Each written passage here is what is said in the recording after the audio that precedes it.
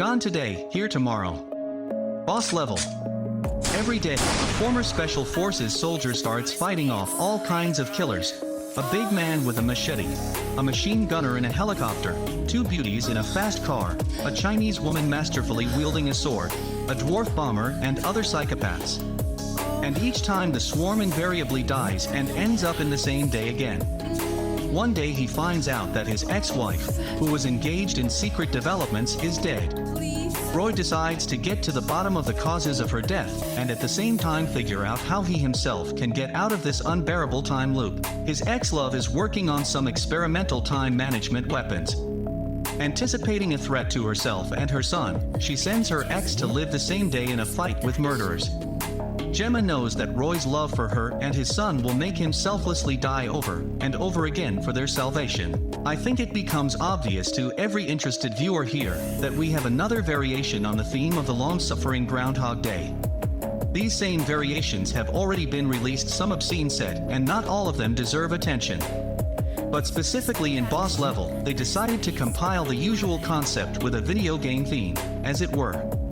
And even despite the fact that it was only very tolerable, the film is still certainly entertaining. It was already more than obvious from the trailer that you were in for a fun thrash and a frenzy. In the case of Boss Level, there are certainly some drawdowns, and certain episodes are simply repeated over and over again, albeit somewhere with a different variation, which you gradually stop distinguishing anyway. But nevertheless, the action here is extremely high quality, and all the juices were literally squeezed out of the local budget.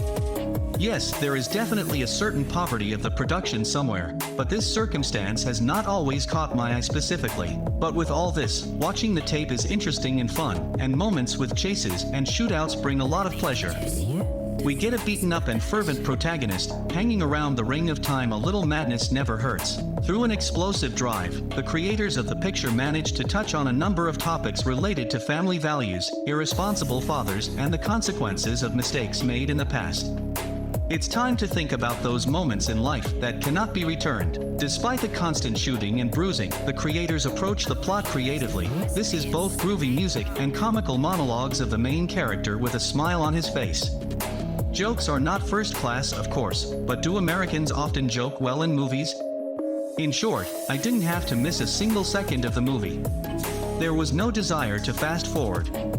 Everything is going pretty fast, and without unnecessary stupid dialogues. The amount of shooting and bruising is simply beyond the limit the plot disposes to this. A good action movie with an admixture of fiction, which remained out of my attention for a very long time, until I accidentally saw a fan video in TikTok on it and decided that the film was worth watching. In general, I didn't miss much by choosing my leisure time for the evening. Thanks for watching. Don't forget to subscribe to the channel. Your support is very much needed. Good job.